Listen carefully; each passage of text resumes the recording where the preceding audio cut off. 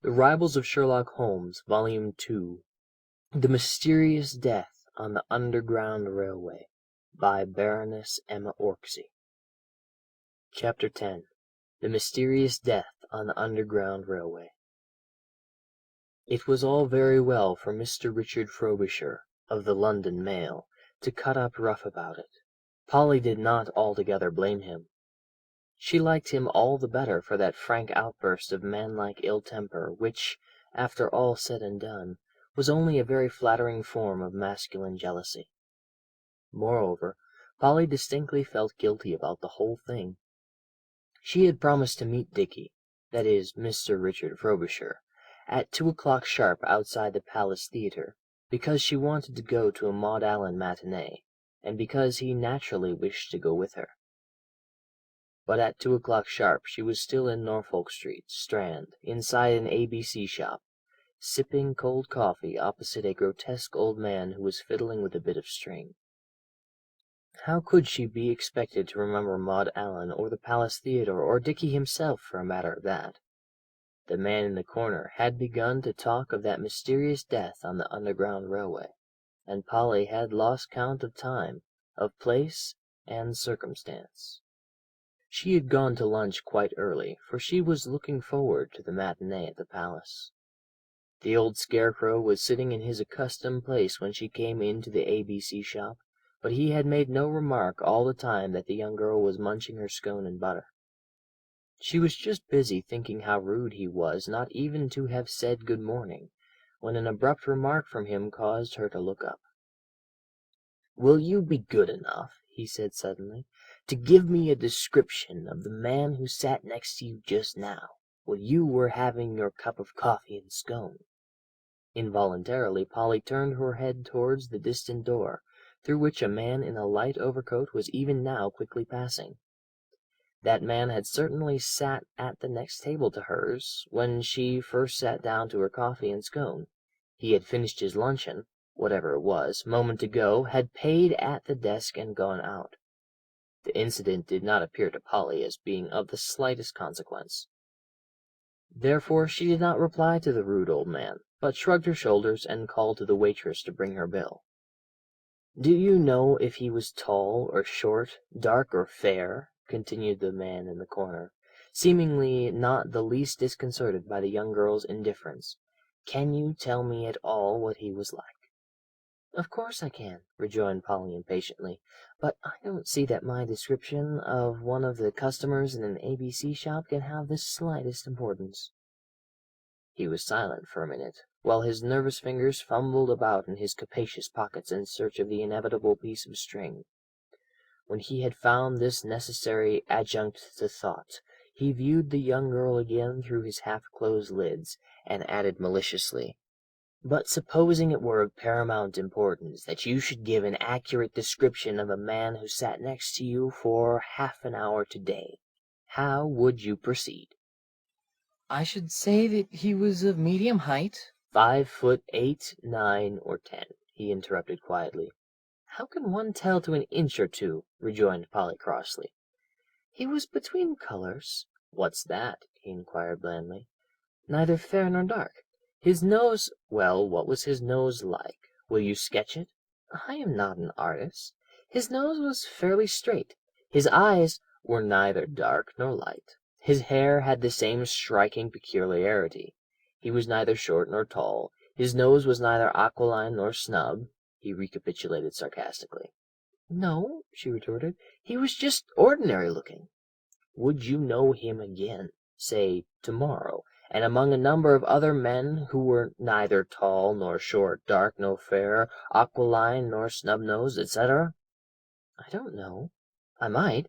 He was certainly not striking enough to be specially remembered." "Exactly," he said, while he leant forward excitedly, for all the world like a jack-in-the-box let loose. "Precisely.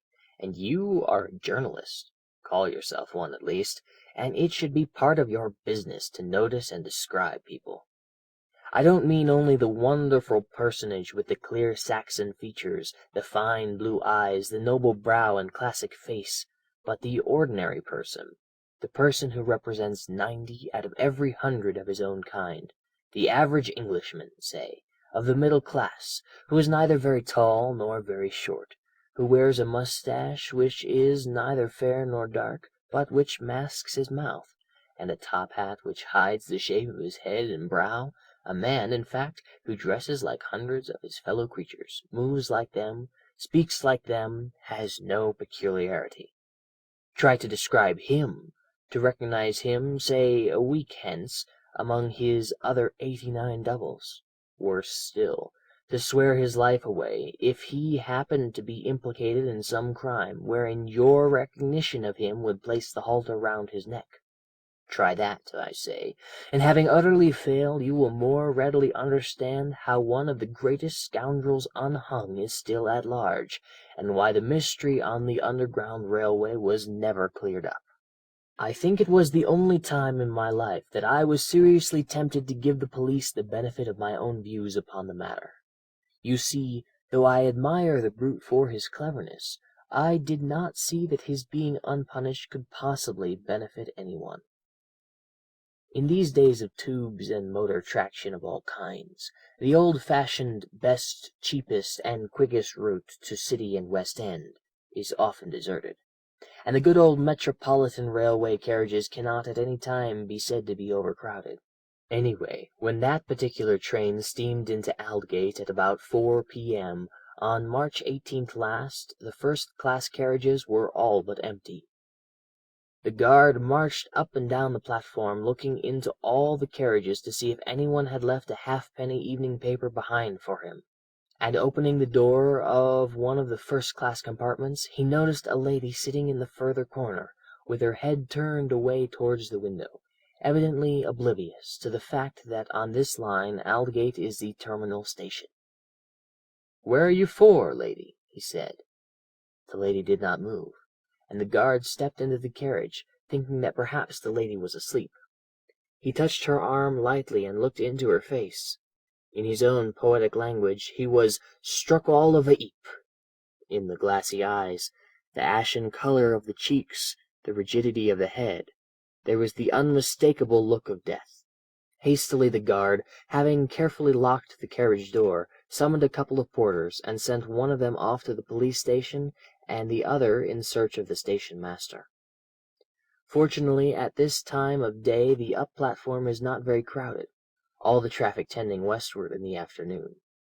It was only when an inspector and 2 police constables, accompanied by a detective in plain clothes and a medical officer, appeared upon the scene, and stood round a first-class railway compartment, that a few idlers realized that something unusual had occurred, and crowded round, eager and curious.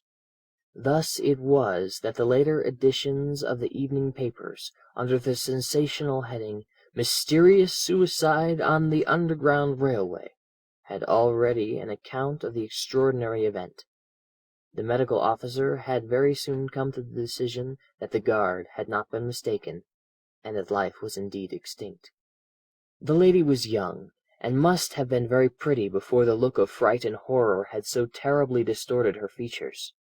She was very elegantly dressed, and the more frivolous papers were able to give their feminine readers a detailed account of the unfortunate woman's gown, her shoes, hat, and gloves. It appears that one of the latter, the one on the right hand, was partly off, leaving the thumb and wrist bare.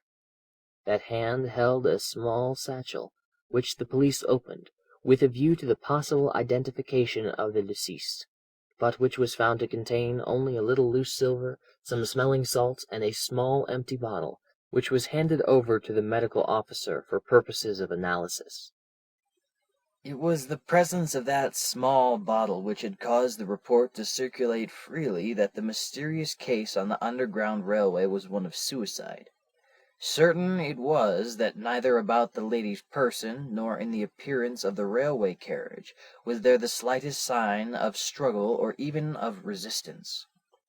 Only the look in the poor woman's eyes spoke of sudden terror, of the rapid vision of an unexpected and violent death, which probably only lasted an infinitesimal fraction of a second, but which had left its indelible mark upon the face, otherwise so placid and so still.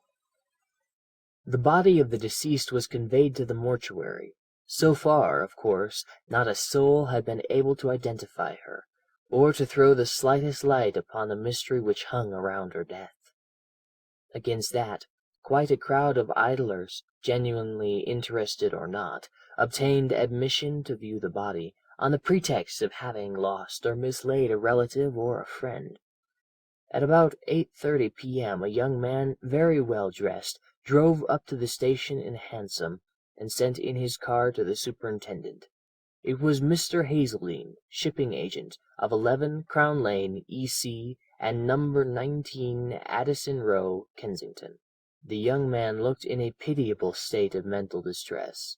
His hand clutched nervously a copy of the St. James's Gazette, which contained the fatal news. He said very little to the superintendent except that a person who was very dear to him had not returned home that evening. He had not felt really anxious until half an hour ago, when suddenly he thought of looking at his paper. The description of the deceased lady, though vague, had terribly alarmed him. He had jumped into a hansom, and now begged permission to view the body, in order that his worst fears might be allayed. "You know what followed, of course," continued the old man in the corner. "The grief of the young man was truly pitiable. In the woman lying there in a public mortuary before him, Mr. Hazeldene had recognized his wife." "I am waxing melodramatic," said the man in the corner, who looked up at Polly with a mild and gentle smile, while his nervous fingers vainly endeavoured to add another knot on the scrappy bit of string with which he was continually playing, "and I fear that the whole story savours of the penny novelette, but you must admit, and no doubt you remember, that it was an intensely pathetic and truly dramatic moment. The unfortunate young husband of the deceased lady was not much worried with questions that night. As a matter of fact, he was not in a fit condition to make any coherent statement. It was at the coroner's inquest on the following day that certain facts came to light, which for the time being seemed to clear up the mystery surrounding Mrs. Hazeldene's death, only to plunge that same mystery, later on, into denser gloom than before. The first witness at the inquest was, of course, Mr. Hazeldene himself. I think everyone's sympathy went out to the young man as he stood before the coroner and tried to throw what light he could upon the mystery. He was well dressed, as he had been the day before, but he looked terribly ill and worried, and no doubt the fact that he had not shaved gave his face a careworn and neglected air. It appears that he and the deceased had been married some 6 years or so, and that they had always been happy in their married life. They had no children. Mrs. Hazeldene seemed to enjoy the best of health till lately, when she had had a slight attack of influenza, in which Dr. Arthur Jones had attended her. The doctor was present at this moment, and would no doubt explain to the coroner and the jury whether he thought that Mrs. Hazeldene had the slightest tendency to heart disease, which might have had a sudden and fatal ending.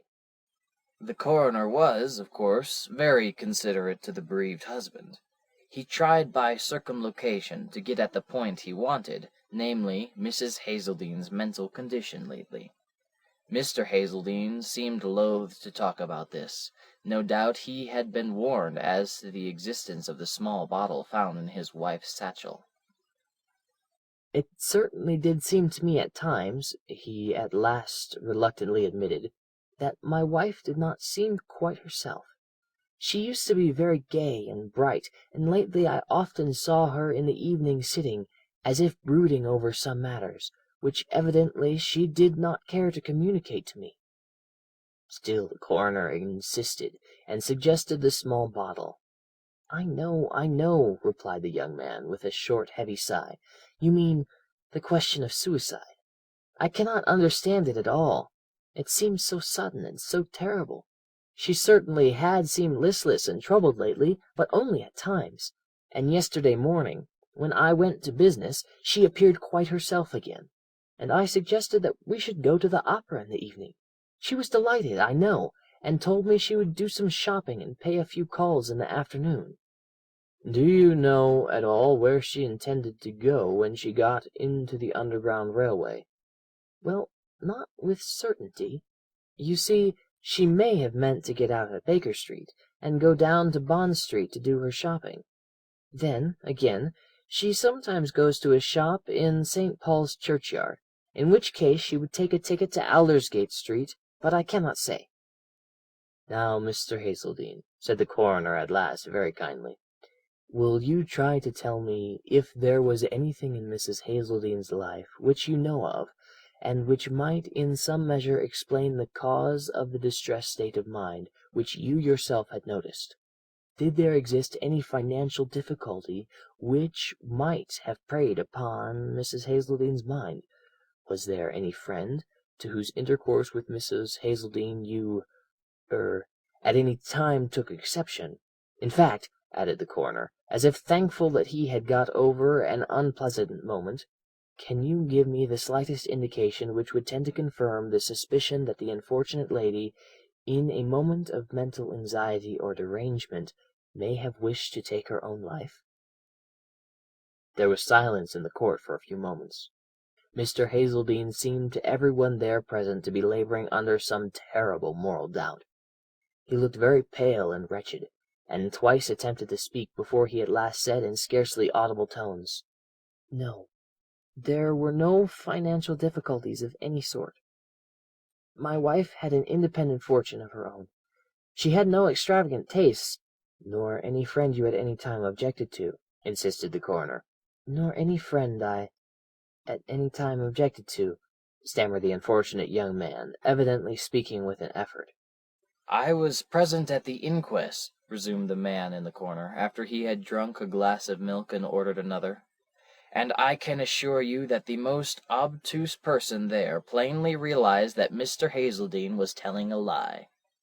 It was pretty plain to the meanest intelligence that the unfortunate lady had not fallen into a state of morbid dejection for nothing, and that perhaps there existed a third person who could throw more light on her strange and sudden death than the unhappy bereaved young widower." That the death was more mysterious even than it had at first appeared became very soon apparent. You read the case at the time, no doubt, and must remember the excitement in the public mind caused by the evidence of the two doctors, Dr. Arthur Jones, the lady's usual medical man, who had attended her in a last very slight illness, and who had seen her in a professional capacity fairly recently, declared most emphatically that Mrs. Hazeldene suffered from no organic complaint which could possibly have been the cause of sudden death. Moreover, he had assisted Mr. Andrew Thornton, the district medical officer, in making a post-mortem examination, and together they had come to the conclusion that death was due to the action of prussic acid, which had caused instantaneous failure of the heart. But how the drug had been administered neither he nor his colleague were at present able to state. "Do I understand, then, Dr. Jones, that the deceased died poisoned with prussic acid?" "Such is my opinion," replied the doctor. "Did the bottle found in her satchel contain prussic acid?" "It had contained some at one time, certainly." "In your opinion, then, the lady caused her own death by taking a dose of that drug?" "Pardon me, I never suggested such a thing. The lady died poisoned by the drug, but how the drug was administered we cannot say. By injection of some sort, certainly. The drug certainly was not swallowed. There was not a vestige of it in the stomach. Yes," added the doctor in reply to another question from the coroner, "death had probably followed the injection in this case almost immediately, say within a couple of minutes, or perhaps 3. It was quite possible that the body would not have more than one quick and sudden convulsion. Perhaps not that. Death in such cases is absolutely sudden and crushing." I don't think that at the time any one in the room realized how important the doctor's statement was, a statement which, by the way, was confirmed in all its details by the district medical officer, who had conducted the post-mortem. Mrs. Hazeldene had died suddenly from an injection of prussic acid, administered no one knew how or when. She had been traveling in a first-class railway carriage in a busy time of the day. That young and elegant woman must have had singular nerve and coolness to go through the process of a self-inflicted injection of a deadly poison in the presence of perhaps 2 or 3 other persons.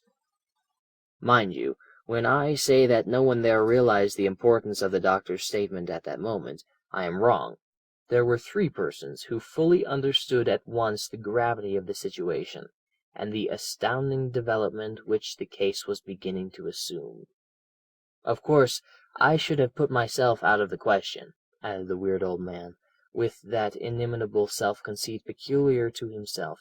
"I guessed then and there, in a moment, where the police were going wrong, and where they would go on going wrong until the mysterious death on the Underground Railway had sunk into oblivion, together with the other cases which they mismanage from time to time. I said there were 3 persons who understood the gravity of the 2 doctors' statements.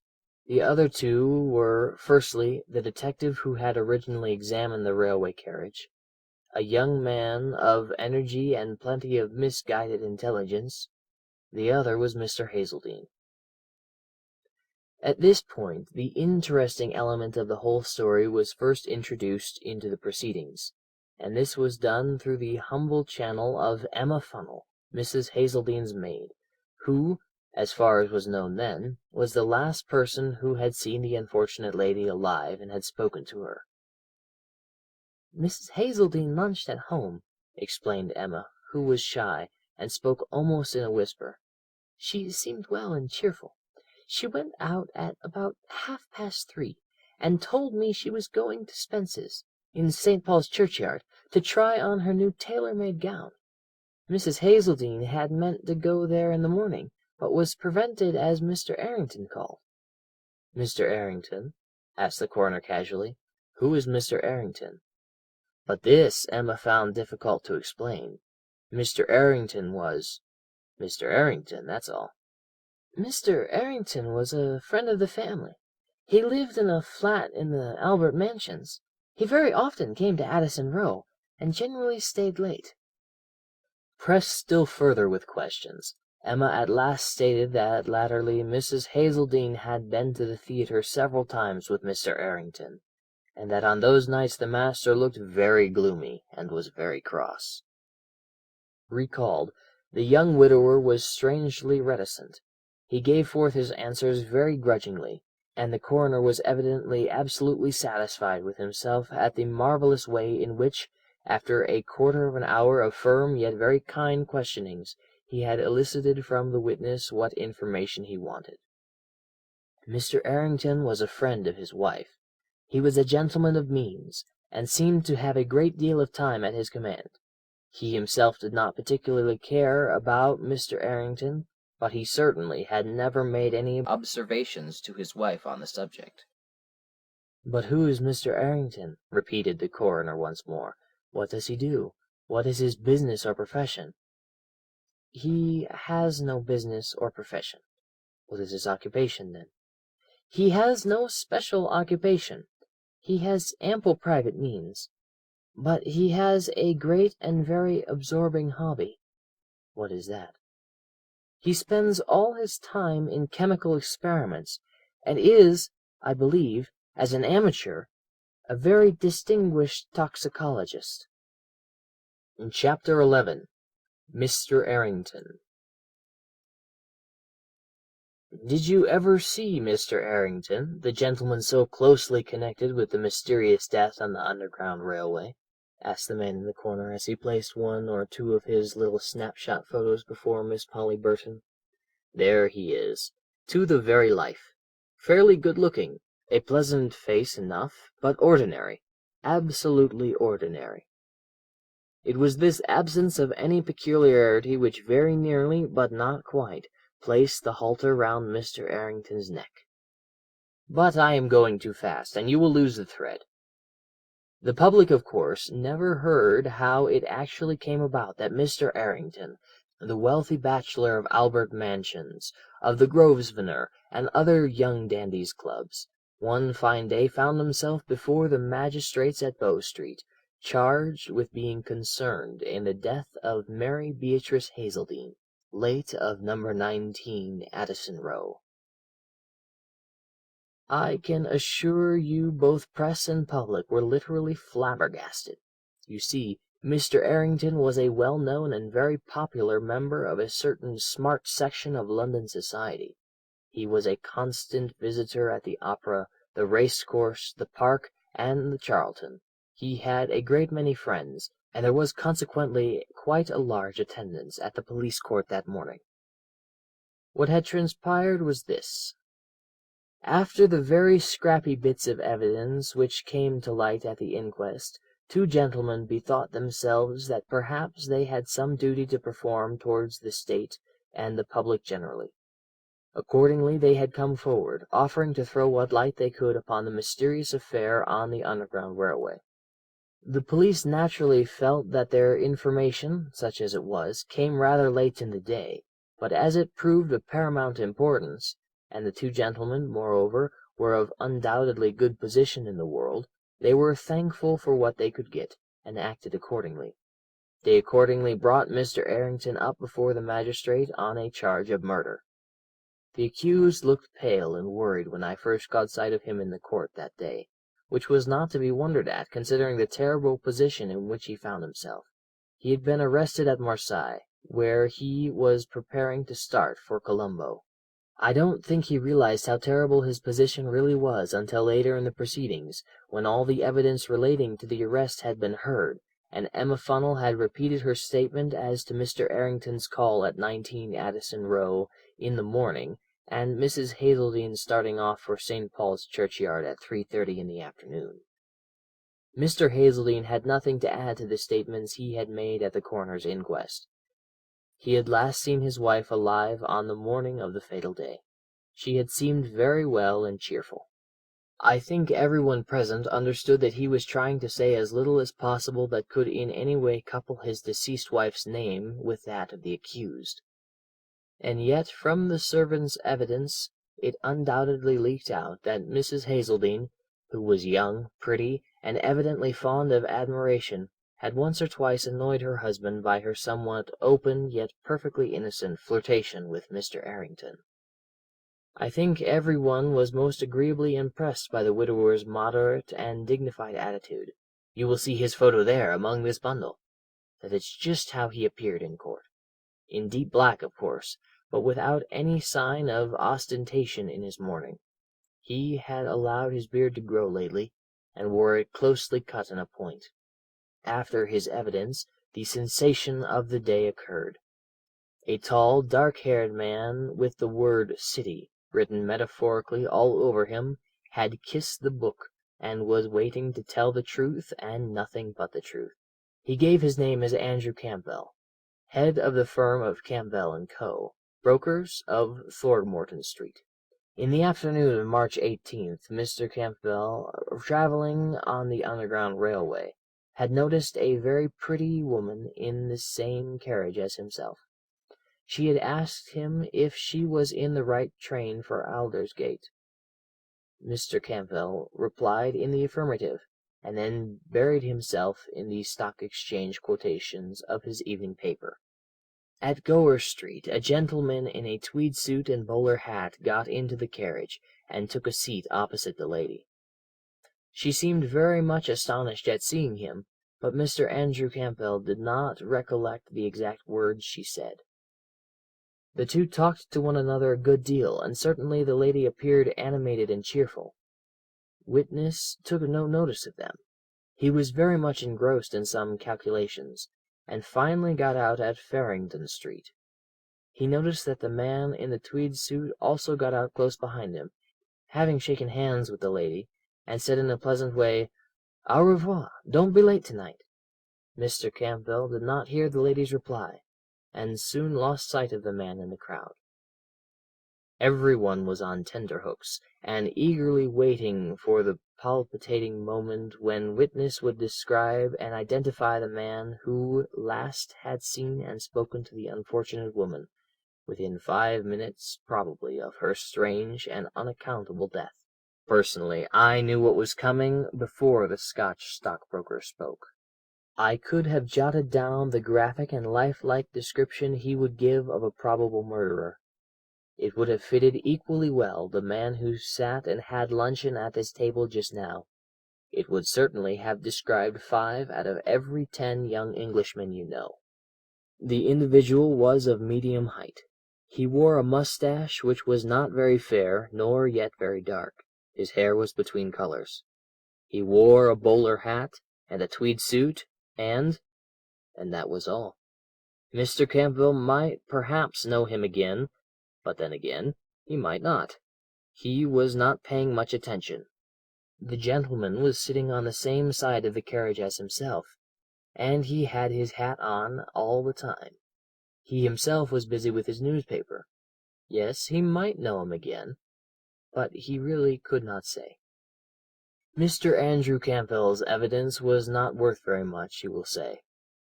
No, it was not in itself, and would not have justified any arrest were it not for the additional statements made by Mr. James Verner, manager of Messrs. Rodney and Co., colour printers. Mr. Verner is a personal friend of Mr. Andrew Campbell, and it appears that at Farringdon Street, where he was waiting for his train, he saw Mr. Campbell get out of a first-class railway carriage. Mr. Verner spoke to him for a second, and then, just as the train was moving off, he stepped into the same compartment which had just been vacated by the stockbroker and the man in the tweed suit. He vaguely recollects a lady sitting in the opposite corner to his own, with her face turned away from him, apparently asleep, but he paid no special attention to her. He was like nearly all business men when they are travelling, engrossed in his paper. Presently a special quotation interested him. He wished to make a note of it, took out a pencil from his waistcoat pocket, and seeing a clean piece of pasteboard on the floor, he picked it up and scribbled on it the memorandum, which he wished to keep. He then slipped the card into his pocket-book. "It was only 2 or 3 days later," added Mr. Verner in the midst of breathless silence, "that I had occasion to refer to these same notes again. In the meanwhile, the papers had been full of the mysterious death on the Underground Railway, and the names of those concerned with it were pretty familiar to me.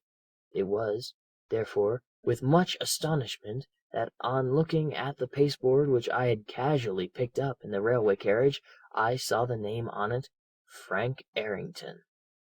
There was no doubt that the sensation in the court was almost unprecedented. Never since the days of the Fenchurch Street mystery and the trial of Smethurst had I seen so much excitement. Mind you, I was not excited. I knew by now every detail of that crime as if I had committed it myself. In fact, I could not have done it better, although I have been a student of crime for many years now. Many people there, his friends mostly, believed that Errington was doomed. I think he thought so too, for I could see that his face was terribly white, and he now and then passed his tongue over his lips as if they were parched. You see, he was in the awful dilemma, a perfectly natural one, by the way, of being absolutely incapable of proving an alibi. The crime, if crime there was, had been committed 3 weeks ago. A man about town like Mr. Frank Errington might remember that he spent certain hours of a special afternoon at his club, or in the park, but it is very doubtful in 9 cases out of 10 if he can find a friend who could positively swear as to having seen him there. No, Mr. Errington was in a tight corner, and he knew it. You see, there were, besides the evidence, 2 or 3 circumstances which did not improve matters for him. His hobby in the direction of toxicology to begin with. The police had found in his room every description of poisonous substances, including prussic acid. Then, again, that journey to Marseilles, the start for Colombo, was, though perfectly innocent, a very unfortunate one.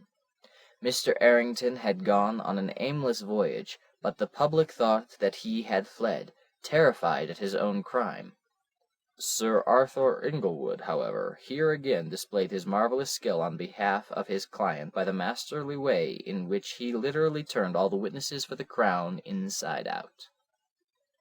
Having first got Mr. Andrew Campbell to state positively that in the accused he certainly did not recognize the man in the tweed suit, the eminent lawyer, after 20 minutes' cross-examination, had so completely upset the stockbroker's equanimity that it is very likely he would not have recognized his own office boy. But through all his flurry and all his annoyance, Mr. Andrew Campbell remained very sure of one thing, namely, that the lady was alive and cheerful and talking pleasantly with the man in the tweed suit up to the moment when the latter, having shaken hands with her, left her with a pleasant "Au revoir. Don't be late tonight." He had heard neither scream nor struggle, and in his opinion, if the individual in the tweed suit had administered a dose of poison to his companion, it must have been with her own knowledge and free will, and the lady in the train most emphatically neither looked nor spoke like a woman prepared for a sudden and violent death.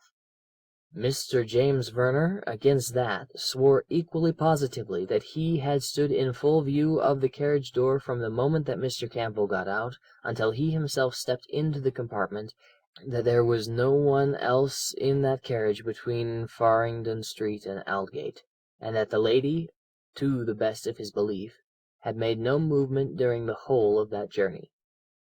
No, Frank Errington was not committed for a trial on the capital charge, said the man in the corner with one of his sardonic smiles, thanks to the cleverness of Sir Arthur Inglewood, his lawyer. He absolutely denied his identity with the man in the tweed suit, and swore he had not seen Mrs. Hazeldene since 11 o'clock in the morning of that fatal day. There was no proof that he had. Moreover, according to Mr. Campbell's opinion, the man in the tweed suit was in all probability not the murderer. Common sense would not admit that a woman could have a deadly poison injected into her without her knowledge, while chatting pleasantly to her murderer. Mr. Errington lives abroad now. He is about to marry. I don't think any of his real friends for a moment believed that he committed the dastardly crime. The police think they know better. They do know this much, that it could not have been a case of suicide, that if the man who undoubtedly travelled with Mrs. Hazeldene on that fatal afternoon had no crime upon his conscience, he would long ago have come forward and thrown what light he could upon the mystery. As to who that man was, the police in their blindness have not the faintest doubt. Under the unshakable belief that Errington is guilty, they have spent the last few months in unceasing labour to try and find further and stronger proofs of his guilt. But they won't find them, because there are none.